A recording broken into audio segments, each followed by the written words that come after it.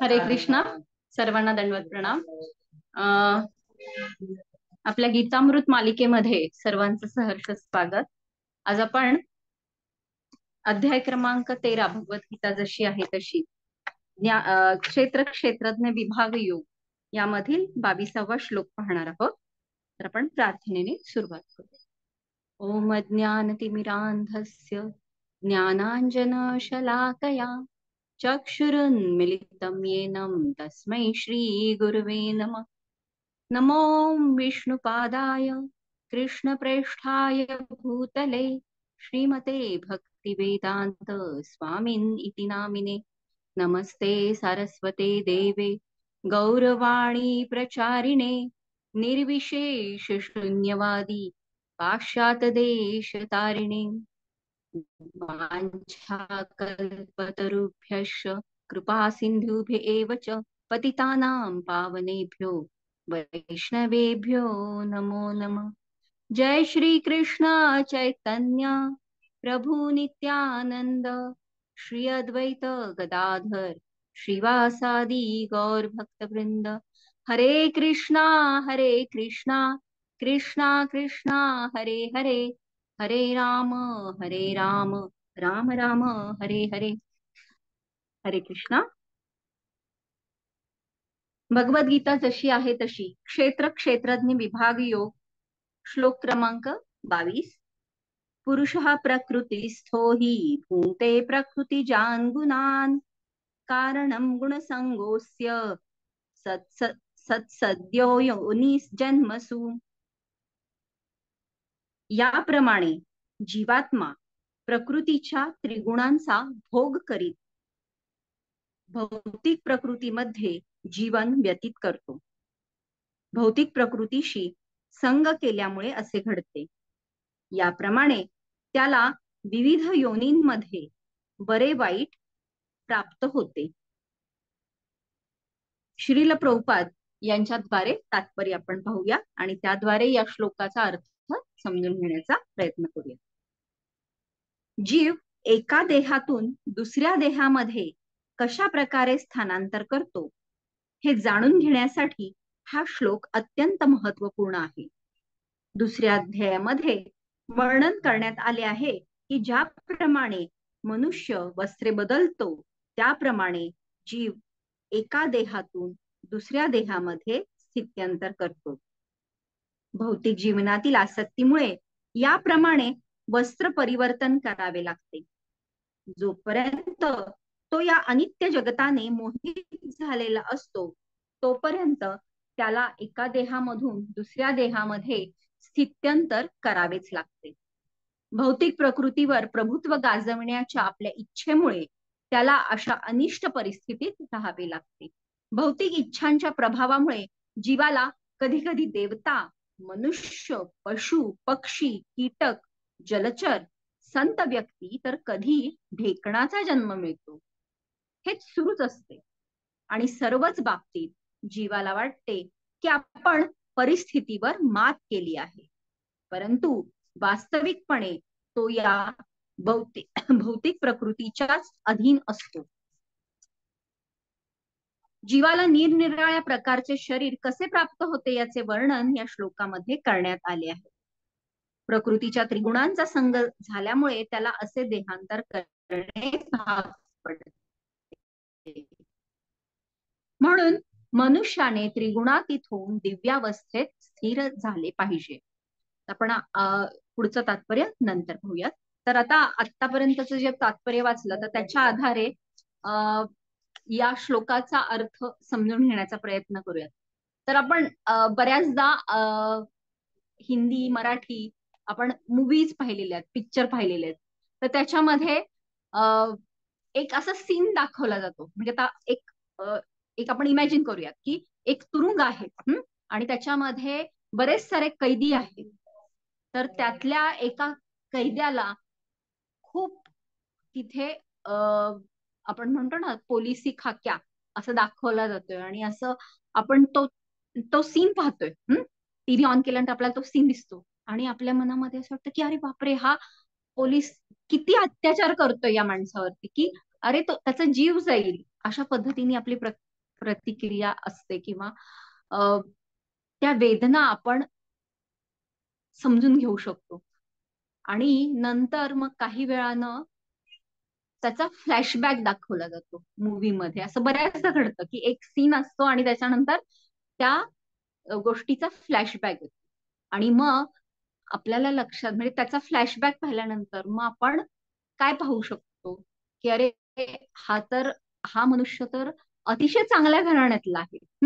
परंतु वाईट संगत लागल्यानंतर तो गुन्हेगारी जगतामध्ये प्रवेश करून अनेक गुन्हे केलेले आहेत, अगदी नको नको त्या सगळ्या वाईट कृत्य केलेली आहेत, म्हणून तो ही शिक्षा भोगत आहे. हे जेव्हा आपल्याला फ्लॅशबॅक मधनं लक्षात येतं, तेव्हा आपल्याला आपण जाणतो की अरे, की ती जी शिक्षा ते पोलीस देत होते, ती एक प्रकारे योग्य प्रकारे ती शिक्षा होती. तर ही व्यक्ती, हं जसा आपण मूवी मध्ये पाहतो तसं हा श्लोक आपल्या जीवनाचा फ्लॅशबॅक आहे. जीवनाचा म्हणजे अनंत, किती कोटी जन्म घेतलेत, किती जन्म घेतलेत माहिती नाहीये, तर तो आपला फ्लॅशबॅक आहे की आपण देखील एक गोलकमध्ये भगवंतांच्या सानिध्यामध्ये अतिशय आनंदाने स्थित होतो. परंतु ती जी प्रत्यात्मिका शक्ती होती भगवंतांची, ती आपल्यावरती प्रभाव करत होती.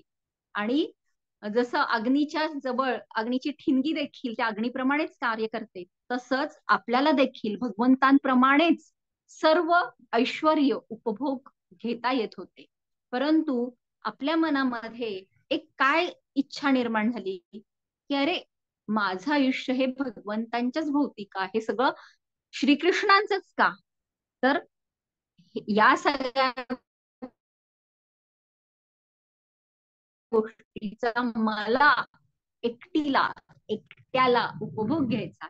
आणि ती जेव्हा एक छोटीशी कृपाळू आहेत की ते सगळ्या छोट्या मोठ्या इच्छा पुरवत आहेत, आणि म्हणून त्यांनी काय केलं की ठीक आहे, मग त्यांनी काय केलं, आवरण आवरण आपल्यावरती हे केलं, आणि ती आवरणिका शक्ती आपल्यावरती प्रभावकारी ठरली. आणि ही माया देवी मग पहिल्यांदा काय की तू कोण आहेस, तुझं मूळ काय आहे, हेच पहिलं. जसं काल श्रीजी पूजा माताजींना सांगितलं की पूर्ण थिएटरमध्ये अंधार केला जातो, कारण काय की तुम्ही तुमचं अस्तित्वच तिथं विसरलं पाहिजे, की आपण पिक्चर पाहत आहोत असं नाही, तर आपण तिथे इन्व्हॉल्व्ह होतो.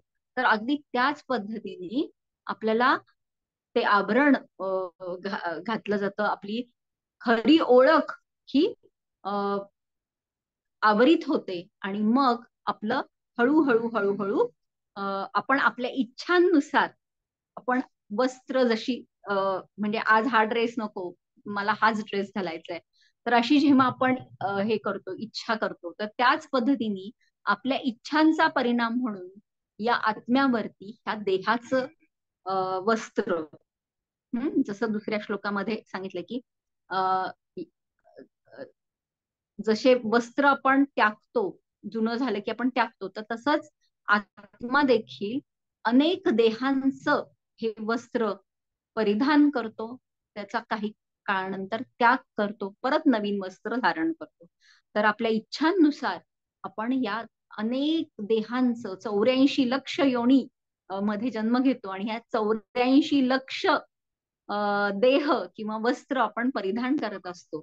आणि आपल्या त्या भौतिक अशा जगामध्ये आपणच निर्माण केलेल्या आभासी दुनियेमध्ये आपण वावरत असतो. आणि मग तिथून आपल्याला लक्षात येतं की हे जे आहे, तर हे मगाशी जे सुरुवातीचं उदाहरण दिलं, तर अगदी ती कथा ही आपलीच आहे. आणि मग आपण जसा संघ मिळतो तसं आपण त्यानुसार आपण आपलं जीवन त्या दिशेने आपण व्यतीत करत जातो.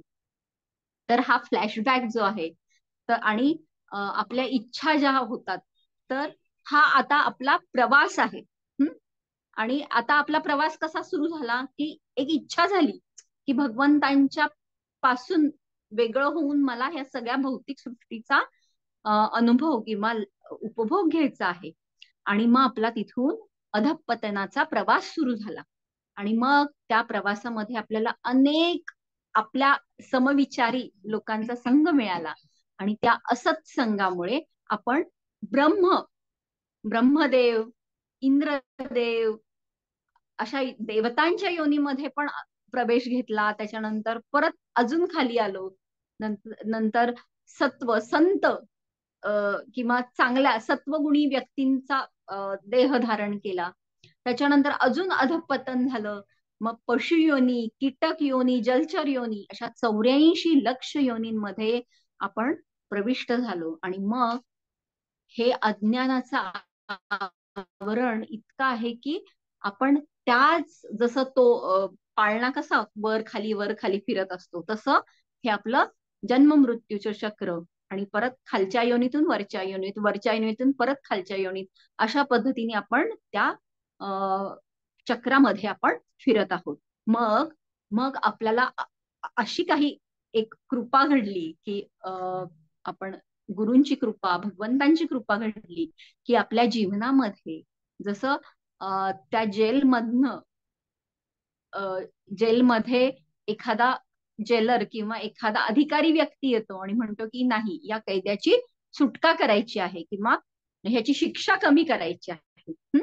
आणि आपल्यावरती जसं जसं ते तो अधिकारी त्यांच्यावरती एक एक कृपाळू भाव किंवा करुणा भाव दर्शवतो, तसंच आपल्या जीवनामध्ये गुरु वैष्णव येतात आणि ते साक्षात भगवंतांचे प्रतिनिधित्व करून आपल्याला या जन्म मृत्यूच्या चक्रापासून परत आपलं जे अधपतन झालं आहे तर तिथून आपल्याला परत उन्नत करत करत आपलं मूळ काय आहे याची जाणीव करून देतात.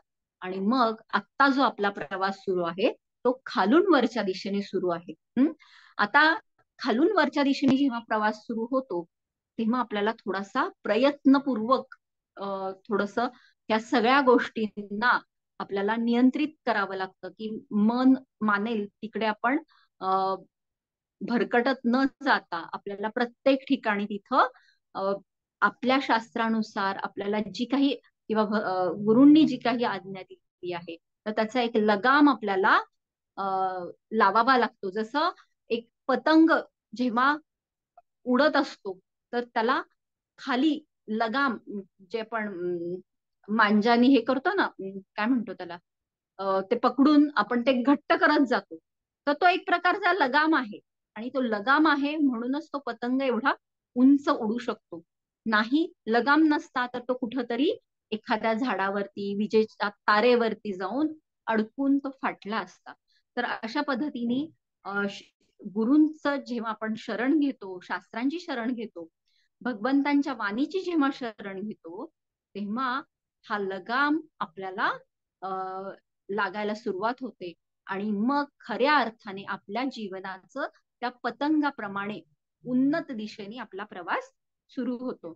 आता या प्रवासामध्ये आपण जे काही आतापर्यंत जी काही पाप पुण्याची बीज रोवलेली आहेत तर ती कधी ना कधी त्याला मोड येणार आहेत, रोप येणार आहे.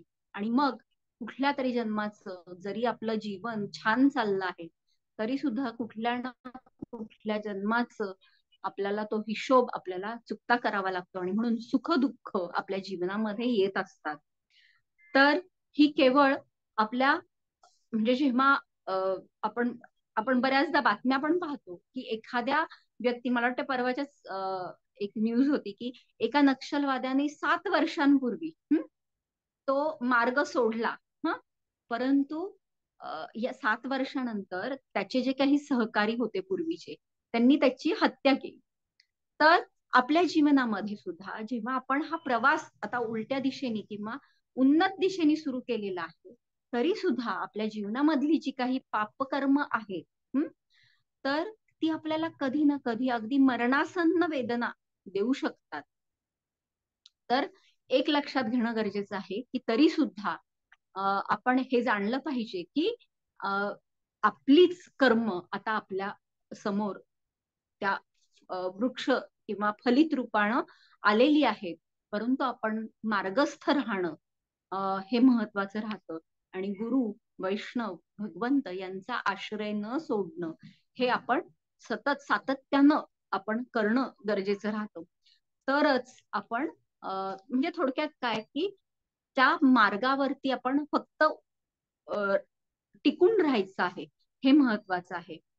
आणि ही जी काही गोष्टी आहेत, पापपुण्य किंवा सुख दुःख, ही मात्र येत राहणार आहेत. तर त्याच्यातून आपण आपल्याला परत पूर्व पदावरती जाण्यासाठी त्या गोष्टी ह्या जरी येत राहिल्या, अडथळे वाटत राहिले, तरी सुद्धा त्यातून आपल्याला नक्कीच कुठेतरी आशेचा किरण आपल्याला दिसू शकतं. आणि त्या आशेच्या म्हणजे ती आशा आपण सतत आपल्या मनामध्ये ठेवणं गरजेचं आहे. आणि जसं भगवंत म्हणतात की व्यवसायात्मिका बुद्धी एक एक कुरुनंदना, हे आपण सातत्यानं लक्षात घेतलं पाहिजे की आपलं मार्ग किंवा आपलं ध्येय काय आहे आणि त्या ध्येयापासून आपण विचलित होता कामा नये. मग आता मागच्या भागवतमच्या ह्याच्यामध्ये श्रीमान श्यामानंद प्रभूजींनी एका प्रश्नाला खूप छान उत्तर दिलेलं. त्यांनी एका फॅनचं उदाहरण दिलेलं की असं असतं ना की आपल्याला वाटतं की अरे आपण 16 माळा जप करतोय किंवा सेवा करतोय, तरी सुद्धा आपल्या मनामध्ये खूप साऱ्या भौतिक इच्छा आहेत. आणि त्या इतक्या अस्वस्थ करतात आपल्याला की असं वाटतं की अरे आपण आध्यात्मिक जगता किंवा ही आध्यात्मिक सराव करताना देखील आपल्या मनामध्ये एवढ्या भौतिक इच्छा का बरं येत आहेत. तर प्रभूजींनी फॅनचं उदाहरण दिलेलं की आपला फॅन जर 5च्या स्पीडवरती म्हणजे खूप फास्ट आहे, तर आपण आता काय केलंय की आध्यात्मिक जीवन स्टार्ट केले म्हणजे त्या भौतिक इच्छांचा फॅन बंद केलेला आहे. परंतु तो फॅन बंद होण्यासाठी काही काळ जावा लागणार आहे. पूर्णपणे ते पाती थांबण्यासाठी काही काळ जावा लागणार आहे. पण 5चा स्पीड असेल तर तो अधिक काळ घेईल, 4चा स्पीड असेल तर थोडा कमी स्पीड घेईल. 1 वरतीच जर फॅन असेल तर तो अगदी आपण फॅनचं बटन बंद केल्या केल्या काही क्षणांमध्ये तो बंद होईल. तर अशा पद्धतीने आपल्या पूर्व जन्मांच्या काय इच्छा होत्या किंवा काय पद्धतीने आपण जीवन व्यतीत केलेलं आहे, तर त्यानुसार त्या स्पीडनुसार आता आपलं फॅन कधी बंद होणार आहे हे त्यावर ठरणार आहे. परंतु ते फॅनचं बटन तसंच बंद ठेवणं महत्वाचं आहे, हे आपण लक्षात घेणं गरजेचं आहे. मग आता इथे भगवंत काय सांगतायत की जेव्हा जीवात्मा प्रकृतीच्या 3 गुणांचा भोग करीत भौतिक प्रकृतीमध्ये जीवन व्यतीत करतो, असं म्हणतात. आता हे 3 गुण कुठले आहेत, तर सत्व, रज आणि तम. म्हणजे श्रीकृष्ण आता आपल्याला भगवद्गीतेमध्ये पूर्वी सांगितलेलं आहे की माझी माया शक्ती इतकी प्रभावशाली आहे आणि त्या प्रभावाखाली सर्व कार्य घडत आहे. आणि जेव्हा आपण म्हणतो ना कर्ताहम इति मन्यते, अहंकार विमूढ आत्मा कर्ताहम इति मन्यते, म्हणजे आपण इतके अहंकारी असतो की आपल्याला वाटतं की मीच कार्य करत आहे. तर अशा पद्धतीने भगवंत एक श्लोक सांगतायत. तर त्याच्यामध्ये की अहंकारी व्यक्ती आपल्याला वाटतं की आपणच करता आहोत, परंतु तसं नाही. तर आपण या प्रकृतीच्या अधीन असून आपण केवळ मायेच्या अधीन अशा सत्व, रज, तम या 3 गुणांच्या नुसार आपण आपली कार्य करत असतो. तर मग आता आपल्या इच्छा जर खूप सत्व गुणाच्या प्रभावाखाली असतील, तर आपल्याला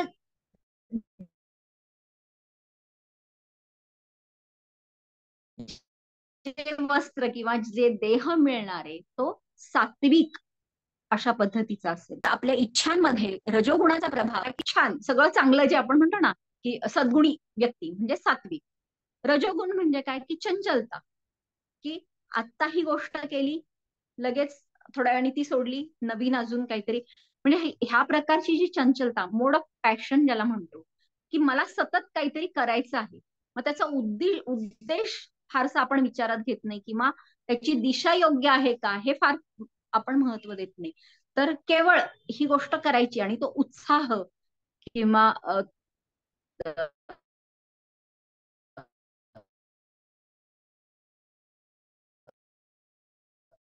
त्या मोड ऑफ पॅशन मध्ये जेव्हा आपण कार्य करतो त्या प्रकारचा देव आपल्याला. तिसरं आहे ते तमोगुण.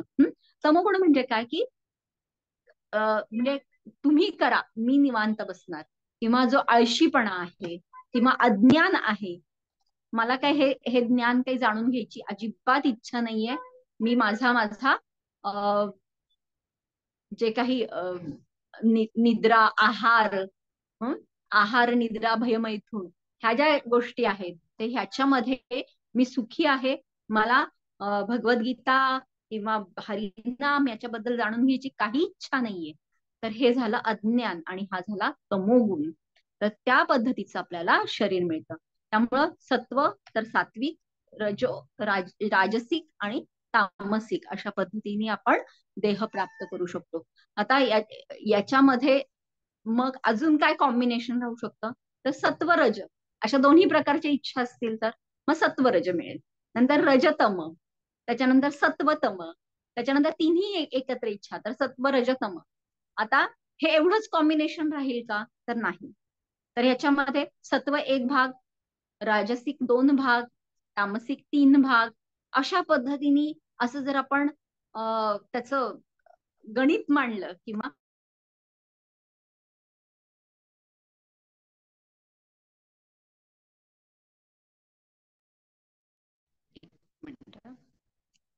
जर आपण ह्याचे परमिटेशन कॉम्बिनेशन जर केले तर ते अनंत शरीर आपल्याला लक्षात येतील. आणि इच्छा म्हणजे ह्या 84 लक्ष योनी भगवंतांनी ज्या केलेल्या आहेत तर या इच्छांवरती आधारितच केलेल्या आहेत. आणि म्हणून आपण पाहू शकतो की मनुष्यामध्येच 4 लक्ष योनी आहेत. तर प्रत्येकाचा स्वभाव वेगवेगळा राहतो. मग ह्या तरी सुद्धा त्याचं मूळ शोधायचं झालं तर सत्व, रज आणि तम, मग त्याचा किती अंश आहे त्याच्यानुसार आपल्या इच्छा, आपलं शरीर त्यानुसार आपल्याला प्राप्त होतो.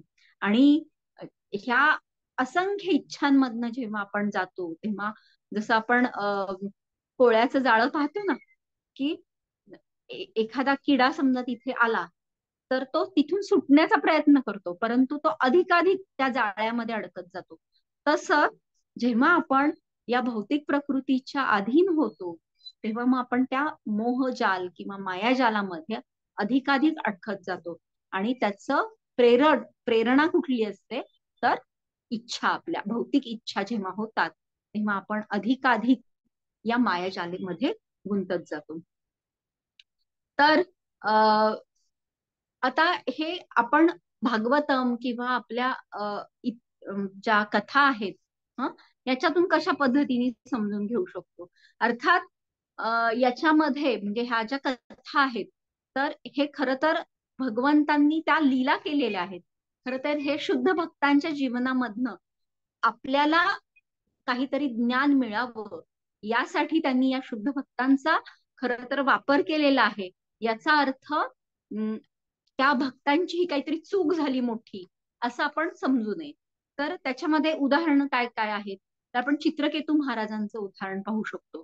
की जेव्हा चित्रकेतू महाराज हे त्यांच्या पुत्र शोकामुळं अतिशय असं काय म्हणतो आपण उद्विग्न किंवा विषण्ण होऊन जे तेव्हा प्रवास करत असतात आणि आत्मशोध त्या मार्गावरती ते प्रवेश करत भ्रमण करत असतात, तेव्हा त्यांनी शंकर आणि पार्वती यांच्या प्रती अपराध केलेला असतो. म्हणजे ते फक्त काय की शंकर पार्वतींना एकत्र पाहून ते हसतात.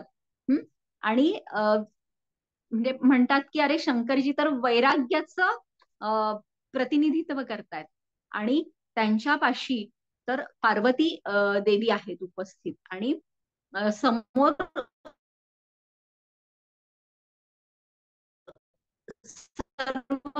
ऋषीगण आहेत. हे पाहून ते पार्वती देवींना हे सहन होत नाही आणि त्यांना शाप देतात की तुला राक्षसाचं शरीर मिळेल. आणि ते तत्क्षणी त्याचा स्वीकार करतात आणि वृत्रासूर नामक राक्षसाचं त्यांना देह प्राप्त होतो. तर आता इथं अपराध किंवा चित्रकेतू महाराज जसं मी म्हणलं तसं हे शुद्ध भक्त आहेत, तर त्यांचं जीवनातले ही जी घटना आहे ही आपल्यासाठी आहे, ना की आपण त्याच्यावरती काहीतरी त्याच्यातून आपण काहीतरी वेगळा अर्थ लावणं हे अपेक्षित नाहीये. तर त्यांच्याकडून काय घडलं तर वैष्णवानाम यथाशंभू आपण शंकरजींना म्हणतो की वैष्णवांमध्ये श्रेष्ठ आहेत, मग त्यांच्या प्रती ते अपराध करतायत. त्यांचं स्थान किंवा हे जे महत्व आहे हे समजून न घेता केवळ बाह्य दृष्टीने आपल्याला काय दिसतं याच्यावरून काहीतरी आपण जेव्हा एक जजमेंट करतो आणि आपण त्या दृष्टीने जेव्हा रिॲक्शन देतो तर त्याचा काय परिणाम होऊ शकतो ते आपण पाहू शकतो. तर एका दृष्टीने वैष्णव यांची काय म्हणजे जरी ते बाह्यता आपल्याला वेगळं काहीतरी म्हणजे थोडस आपल्याला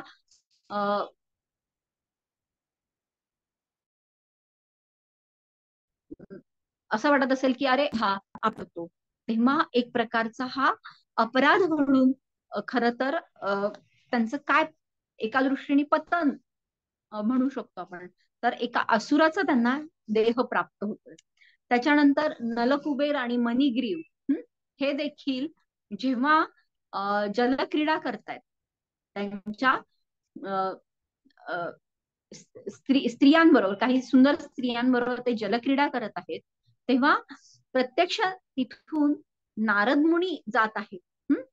तर नारद मुनी जाताना त्या ज्या स्त्रिया आहेत तर त्या लगेच स्वतःला सावरून घेतात, परंतु नलकुबेर आणि मणिग्रीव हे उन्मत्त आहेत त्यांची, कारण कुबेरांची मुलं आहेत, तर ऐश्वर जिथं आहे तर त्या ऐश्वर्याच्या मदाने उन्मत्त आहेत आणि ते नारद मुनींकडे दुर्लक्ष करतायत आणि स्वतःचं कार्य चालू ठेवतात.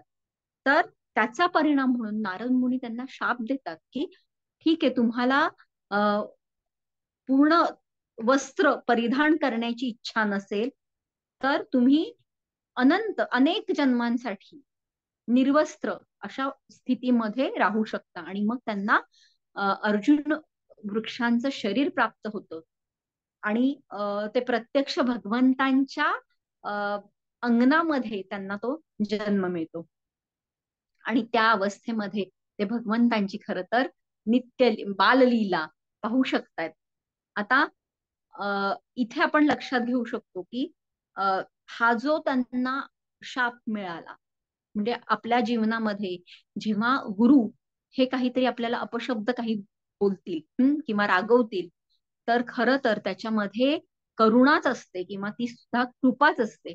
त्यामुळं हे आपण लक्षात घेणं गरजेचं राहतं की वैष्णवांचे आपल्याबद्दल असणारा जरी तिरस्कार जरी वाटला तरी सुद्धा ती एक प्रकारची कृपाच असते. तर नारद मुनींनी एक प्रकारे त्यांचा उद्धार करण्यासाठी खर तर प्रत्यक्ष भगवंतांच्या अंगणामध्ये त्यांना अर्जुन वृक्षाचा जन्म देण्याचा किंवा मिळण्याचा असा शाप दिलेला आहे. त्याच्यानंतर म्हणजे आपण गुरु किंवा वैष्णवांचा अपराध केल्यानंतर काय घडू शकतं ते आपण पाहू शकतो.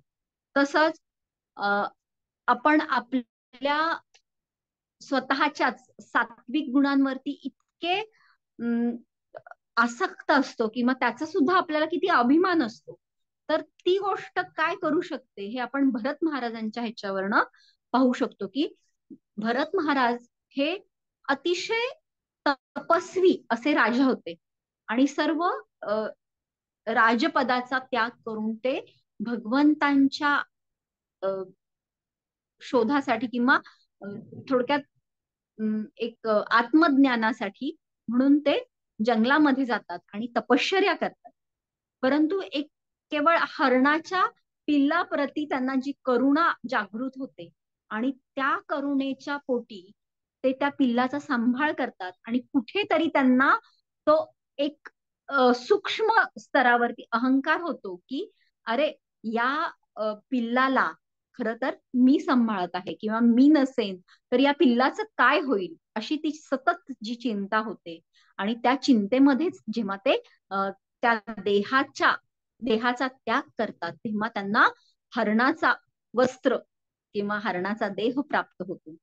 तर अशा पद्धतीने आपले चांगले जरी वाटले गुण, परंतु तिथं आपण कर्तेपणा सोडला नाही, तरी देखील आपल्याला ही भौतिक किंवा अशाश्वत अशी देहाची वस्त्र आपल्याला परिधान करावी लागतात, जी सत्व, रज आणि तम या गुणांमध्ये बद्ध आहेत.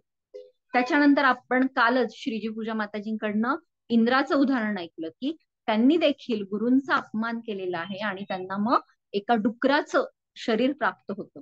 तर अशा पद्धतीने आपण वैष्णव अपराध केल्यानंतर, गुरूंचा अपराध केल्यानंतर एक उच्च स्थितीला प्राप्त असलेल्या वैष्णव देखील कशा पद्धतीने त्यांचं पतन होऊ शकतं हे आपण या उदाहरणांवरनं पाहू शकतो. तर आपल्या जीवनामध्ये सुद्धा म्हणजे जसं सुरुवातीला जेलचं उदाहरण पाहिलं, तर त्याच्यामध्ये प्रत्येकाला काहीतरी शिक्षा ही होतच असते. कुणाला अतिशय कडक शिक्षा असेल, कुणाला काही अगदी मामूली अशा पद्धतीची शिक्षा होते. तर त्यातच आपण खरं तर आपण जर विचार केला तर आपण या भौतिक जगामध्येच स्पर्धा करतोय. तर मी परमपूज्य राधानाथ महाराजांचे एक लेक्चर ऐकत होते, तर त्याच्यामध्ये ते सांगत होते की आपण ही जी स्पर्धा करतो ना एकमेकांशी, तर ती कशी आहे, तर ह्या जेलमध्ये असलेल्या कैद्यांची जशी स्पर्धा असते की मी चांगला का तू चांगला, हं, या पद्धतीची आपली स्पर्धा आहे खरं तर. तर म्हणजे कैद्यांनी जर म्हटलं की हा छान कैदी आहे, किंवा हा खूपच खालच्या स्तरावरचा कैदी आहे, हे जेव्हा आपण स्पर्धात्मक गोष्टी पाहतो तेव्हा त्या जेलच्या बाहेर असलेल्या व्यक्तीला काय वाटेल, अरे तुम्ही सगळेच कैदी आहात, याच्यामध्ये काय स्पर्धा करत आहात.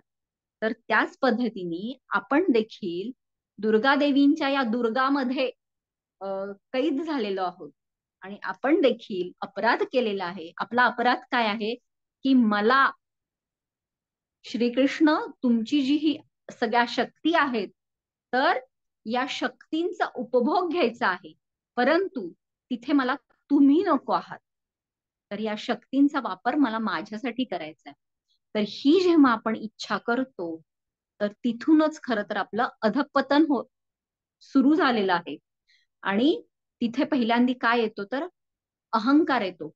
प्राईड कम्स बिफोर आवर फॉल डाऊन. तर हा अहंकार येतो आणि तिथून खरं तर तेच मोठं पाप किंवा तीच मोठी गुन्हा आपण केलेला आहे आणि म्हणून आता आपण या तुरुंगामध्ये तुरुंगवास भोगत आहोत. त्यामुळं आपण जे काही चांगलं वाईट असं जे म्हणतो, तर ते केवळ काय आहे, तर आपल्यामधलीच ही स्पर्धा आहे.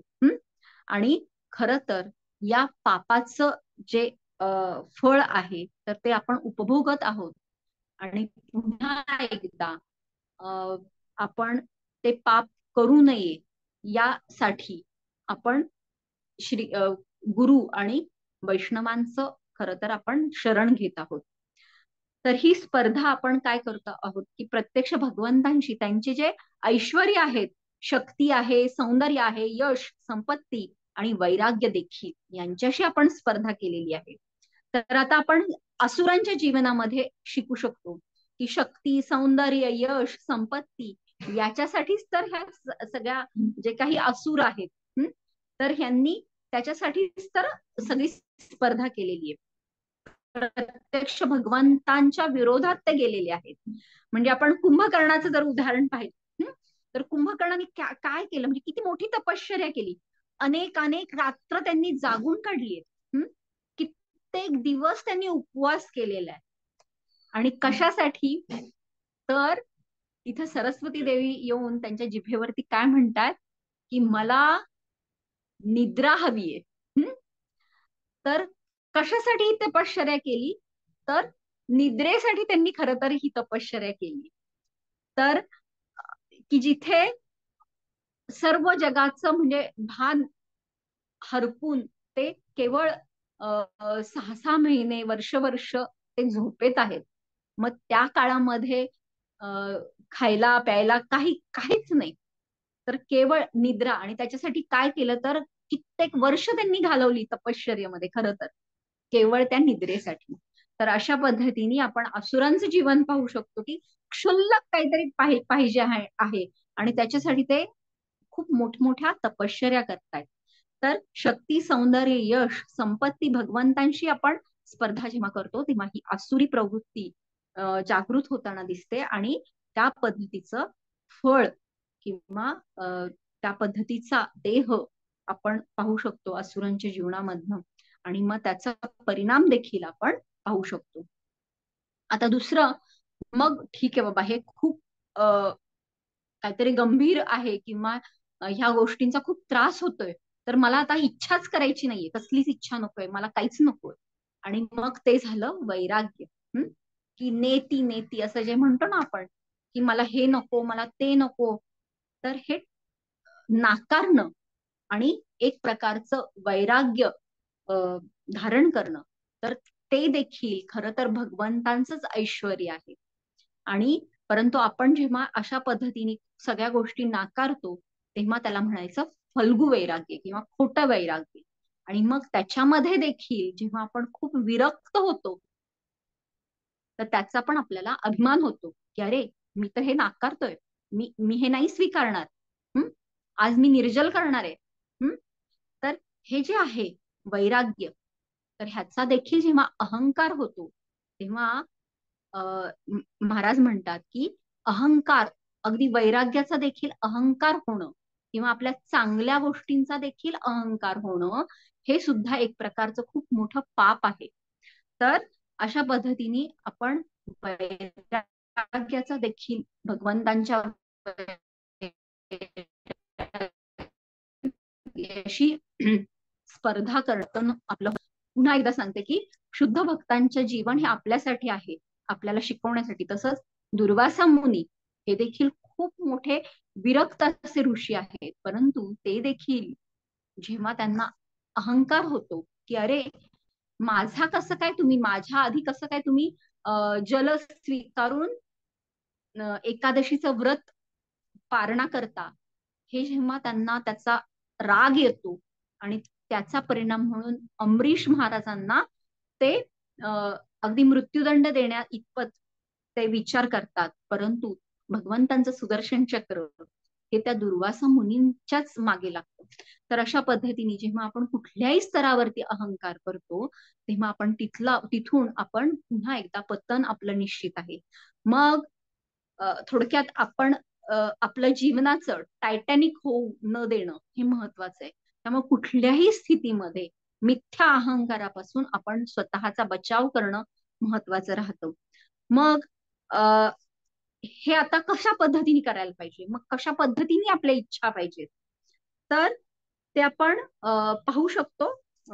श्रील प्रभुपाद यांचा पुढचं जे तात्पर्याचा जो भाग आहे तर त्यातूनच आपण पाहू शकतो की मनुष्यानं काय केलं पाहिजे, तर त्रिगुणातीत होऊन दिव्यावस्थेमध्ये स्थिर झालं पाहिजे.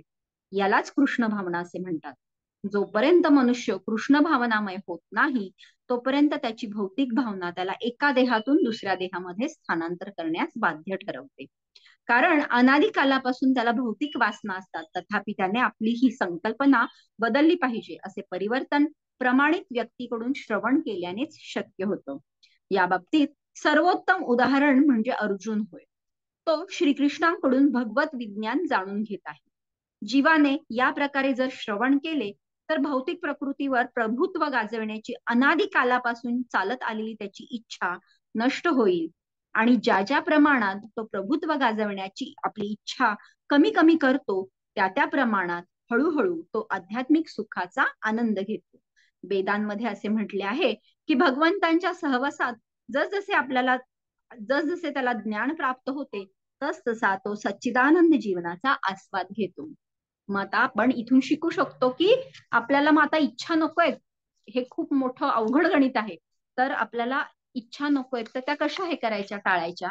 तर आता आपण पाहू शकतो की आता आषाढ सुरू झालाय. म्हणजे थोडक्यात काय की मध्ये खूप गरम वातावरण होतं, आता एकदम पाऊस सुरू झाला. तर जेव्हा आपण एका ऋतूपासून दुसऱ्या ऋतूमध्ये जेव्हा आपण ऋतुसंधी कालामध्ये असतो किंवा त्या ऋतूमध्ये प्रवेश करतो, तेव्हा आपल्याला काय करायला लागतं, तर उन्हाळ्यामध्ये खूप सरबत घ्यायची सवय. मग आपण तीच कंटिन्यू करतो का पावसाळ्याच्या दिवसामध्ये? तर नाही. परंतु आपल्याला सरबत घेण्याची इच्छा असते मात्र. मग काय करता येईल? तर ठीक आहे, लिंबू सरबत घेण्याची इच्छा आहे ना, मग थोडस गरम केलं, गरम पाण्यातनं जर केलं, तर आपण पावसाळ्याच्या ऋतूमध्ये आपल्याला त्याचा त्रास होणार नाही. किंवा 2 वेळेस घेत असू तर आपण एक वेळेस आपण काहीतरी गरम गरम सूप त्यांनी ते रिप्लेस करूयात आणि एका वेळेसच सरबत घेऊयात. मग हळूहळू एक 15-20 दिवसांनी आपण पूर्णपणे सरबत टाळूयात आणि मग सूप किंवा पावसाळ्यातला जो काही गरम गरम गोष्टींचा आहार आहे, तर त्या पद्धतीने आपण त्याचा स्वीकार करूयात, की जेणेकरून आपल्याला त्रास न होता आपण पावसाळा देखील सहजपणे आपण त्या ह्याच्यामध्ये आजारी पण टाळू शकतो. तर त्याच पद्धतीने आपण आता भौतिक जीवनामधला आपला तो फॅन बंद केलेला आहे, परंतु आता आपल्याला आध्यात्मिक जीवनामध्ये प्रवेश करायचा आहे. परंतु आपल्याला सवय नाहीये की एवढं नियमबद्ध जीवन जगायची किंवा 16 माळा जप करायचा आहे, हे नाही खायचंय, ते नाही खायचं, ह्या सवयी नाहीयेत. मग आपण काय करणार, हळूहळू आपण एक एक एक एक गोष्ट रिप्लेस करणार. आणि मग त्याच्यामध्ये रिप्लेस करण्यासाठी आपल्याला जो म्हणजे निर्जला एकादशी जेव्हा करतो आपण किंवा कुठलाही उपवास 12 वाजेपर्यंत जो उपवास आहे, इतर वेळेस 8 वाजताच भूक लागते, परंतु निर्जल 12 पर्यंत करायचं म्हणल्यानंतर आपण 12 पर्यंत राहू शकतो. पण मग त्याच्यामध्ये आपल्याला तिची प्रेरणा कुठून मिळणार? तर त्याच्यासाठी प्रेरणा काय आहे, तर श्रवण. म्हणून जेव्हा आपण महाराज म्हणजे आपल्या गुरूंचे किंवा श्रील प्रभुपादांचे किंवा वैष्णवांचे त्यांच्याकडून आपण अधिकाधिक श्रवण करतो भगवंतांचं, भगवंतांच्या लीलांचं, त्याच्यानंतर कथा सांगणं किंवा वाचन करणं, या पद्धतीने जर आपण आपल्या जीवनामध्ये या गोष्टींचा अंगीकार केला, तर नक्कीच आपण त्या भौतिक इच्छांना हळूहळू आपण कमी करू शकतो. आणि त्याच भौतिक इच्छा, कारण भौतिक इच्छा जेव्हा आपल्याला होतात, कुठलीही गोष्ट आपल्याला जेव्हा इच्छा होते, तर त्याचं खरं स्वरूप हे आध्यात्मिक जगतामध्ये अस्तित्वात आहे, हे आपण मागच्या अश्वत्थ वृक्षाच्या ह्याच्यावरनं पाहिलेलं आहे. तर ह्या इच्छा आहेत त्या आहेतच, मुळात अस्तित्वात आहेत, परंतु त्या भौतिक जगामध्ये अयोग्य ठिकाणी आहेत, म्हणून त्या चुकीच्या आहेत. मग मग हे ज्या काही आपल्या इच्छा किंवा आपल्या शक्ती आहेत, त्या जेव्हा आपण भगवंतांना केंद्रस्थानी ठेवून जेव्हा आपण त्या भोवती ह्या सगळ्या गोष्टी गोष्टी करतो, तेव्हा मग आपल्या त्या भौतिक इच्छा असू देत किंवा सामर्थ्य असू देत, भौतिक सामर्थ्य, ही खूप मोठी सेवा घडवू शकते. जसं की ज्यांच्याकडं म्हणजे आपण खूप बळाचा आपल्याला अभिमान आहे, तर त्यांनी जर आपण हनुमानजींचं उदाहरण पाहिलं, तर तिथे त्यांनी काय केलेलं की स्वतःच्या बळाचाच वापर केलाय, परंतु कशासाठी, तर सीतामाईंना शोधण्यासाठी केलेला त्याचा वापर. किंवा श्रीराम आणि सीतामाई यांना एकत्र आणण्यासाठी त्या बळाचा त्यांनी वापर केलाय. तर अशा पद्धतीने आपल्याकडे सुद्धा जे काही चांगले वाईट गुण आहेत, तर ते जेव्हा आपण भगवंतांच्या सेवेमध्ये त्यांचा उपयोग करतो आणि भगवंतांना केंद्रस्थानी करतो, तेव्हा मग ह्या इच्छांचं जे मोहमायेचं जे जाल होतं किंवा ते मायेच्या जंजाळात आपण अडकलो होतो, तर ते आपोआपच म्हणजे ते कधी निसटून पडेल त्याचा आपल्याला कुठेही म्हणजे त्याचा पत्ता देखील लागणार नाही. इतक्या बेमालूमपणे आपण या सत्व रज तम गुणांच्या या मोहजाळातून आपण सहजपणे सुटू शकतो. अर्थातच या ह्याच्यामध्ये आपण प्रयत्न करणं गरजेचं आहे, परंतु आपण नेहमीच वैष्णव गुरु आणि भगवंत यांच्या कृपेचीच आपण अपेक्षा करणं गरजेचं आहे, कारण अंतिमतः आपल्याला या मोहजाळातून त्यांच्या कृपेशिवाय आपण सुटू शकणार नाही. त्यामुळं आपण नेहमीच आपला खरा अहंकार दास दास दासानुदास हा खरा अहंकार आपल्याला जागृत करायचा आहे. आणि त्या दिशेने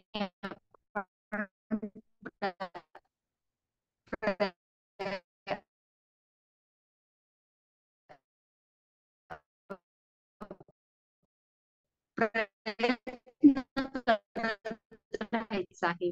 ते गुरूंची कृपा होऊन आपण नक्कीच स्थितीमधल्या ज्या काही ही मूळ प्राप्त करू शकतो आणि भगवंतांच्या सेवेमध्ये आपल्या सगळ्या इच्छा द्वेष म्हणजे जे काही चांगले वाईट गुण आहेत ते सगळे आपण भगवंतांच्या सेवेमध्ये लावू शकतो. हरे कृष्णा. तर याच्यामध्ये जर कोणाला काही प्रश्न असतील तर नक्की विचारा. काही चुकलं असेल तर क्षमा करा आणि जर म्हणजे कुठे काही सांगायचं असेल तर नक्की सांगू शकता. हरे कृष्ण.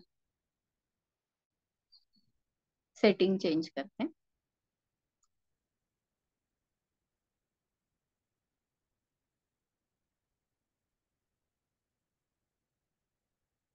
सेटिंग चेंज केलंय. कुणाला काही बोलायचं असेल तर बोलू शकता.